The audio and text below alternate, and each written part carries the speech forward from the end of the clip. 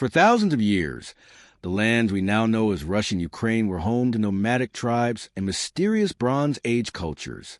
The only traces they left behind were their burial sites.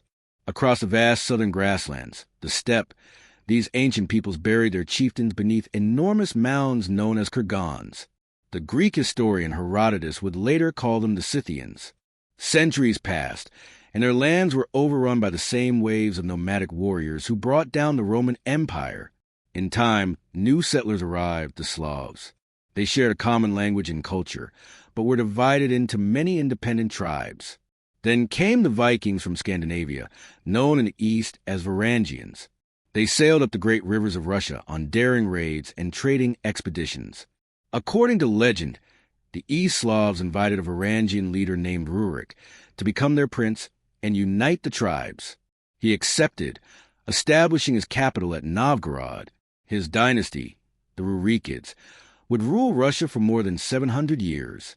Rurik's people called themselves the Rus, a name that would give rise to Russia. His successor, Oleg, captured Kiev, making it the capital of a new state, Kievan Rus. A century later, Vladimir the Great, seeking closer ties with the powerful Byzantine Empire, adopted their faith, Orthodox Christianity. He is still venerated today as the ruler who brought Christianity to both Ukraine and Russia. His grandson, Yaroslav the Wise, expanded the realm, codified its laws, and presided over a golden age. Kievan Rus became one of the most advanced and influential states in medieval Europe. But after Yaroslav's death, his sons turned on one another. The great realm of Kievan Rus fractured into rival principalities, just as a deadly new threat emerged from the east. The Mongols under Genghis Khan had already conquered much of Asia.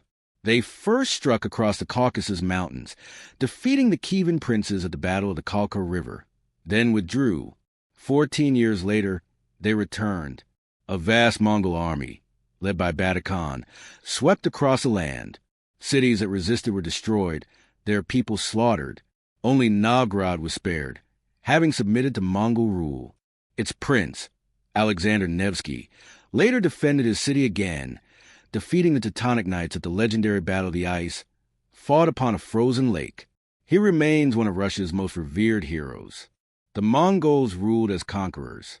Their empire became known as the Golden Horde, ruled by a Khan from his new capital at Sarai. The Rus princes became his vassals, forced to pay heavy tribute or face brutal reprisal raids. The people called their oppressors Tatars, and the long period of Mongol domination became known as the Tatar yoke. Alexander Nevsky's son, Daniel, founded the Grand Principality of Moscow, a small but rising power that would soon grow in strength and influence. Under the reign of Uzbek Khan, the Tatars of the Golden Horde converted to Islam. Meanwhile, to the west, a new force was emerging, the Grand Duchy of Lithuania. Its armies defeated the Tatars at the Battle of Blue Waters, capturing Kiev and extending their dominion deep into former Rus lands. 18 years later, Dmitry Donskoy, Grand Prince of Moscow, dealt another major blow to Tatar power at the Battle of Kulikovo Field. It was a hard-fought victory that became a symbol of Russian resistance and unity. The once mighty Golden Horde, weakened by internal struggles, began to fracture into rival khanates. To the south, history took another dramatic turn. Constantinople, the last bastion of the once great Byzantine Empire, fell to the Ottoman Turks. With Rome and Constantinople lost, some proclaimed Moscow the Third Rome, the new heart of the Orthodox Christian world. The Grand Princes of Moscow continued to expand their influence, annexing Novgorod and laying the foundations of a united Russian state. At the Ugar River, Ivan III of Moscow faced down the Tatar armies and forced them to retreat.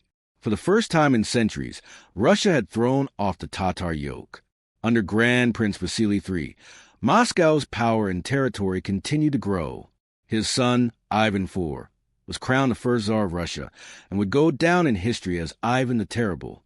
Ivan expanded Russian rule into Kazan and Astrakhan, crushing the remaining Tatar khanates along the Volga. But his ambitions to seize the Baltic coast in the Livonian War ended in defeat to Sweden and the Polish-Lithuanian Commonwealth. His early reforms to modernize the state soon gave way to paranoia and tyranny, an era of terror marked by mass executions and political purges. Even as Moscow grew in strength, Russia remained vulnerable. Raiders from the Crimean Khanate reached and burned Moscow itself. But the following year, Russian forces struck back, defeating the Tatars at Molody, just south of the city. Beyond the borders, new frontiers were being forged. On the southern steppe roamed the Cossacks, fierce, independent horsemen who lived freely between the warring empires of Russia, Poland, and the Tatars. They became both warriors and mercenaries, serving whichever side offered the highest reward. Tragedy struck the Tsar's own household when Ivan the Terrible, in a fit of rage, killed his son and heir, the Tsarevich, striking him down with his royal scepter. Meanwhile, Cossack leader Yermak Timofeyevich led the first great Russian conquest of Siberia, defeating Tatar lords and subduing native tribes, opening vast new lands of Russian settlement. In the far north, the port of Arkhangelsk was founded, Russia's first gateway to Western Europe, but it was a limited lifeline, frozen for much of the year by Arctic ice. After Ivan's death, his son Fifer took the throne, but he died childless and in the Rurikid dynasty that had ruled for over 7 centuries. Fifer's advisor, Boris Godunov, became Tsar, yet his reign ended in chaos. His sudden death left a power vacuum, and soon his wife and son were murdered. An impostor claiming to be Ivan the Terrible's lost son seized the throne, only to be overthrown and killed in turn. Russia descended into darkness, a brutal era known as the Time of Troubles. Civil war, foreign invasions, famine, and plague ravaged the land. Polish armies occupied Moscow, while Swedish forces seized Novgorod. The once mighty Russian state teetered on the brink of extinction,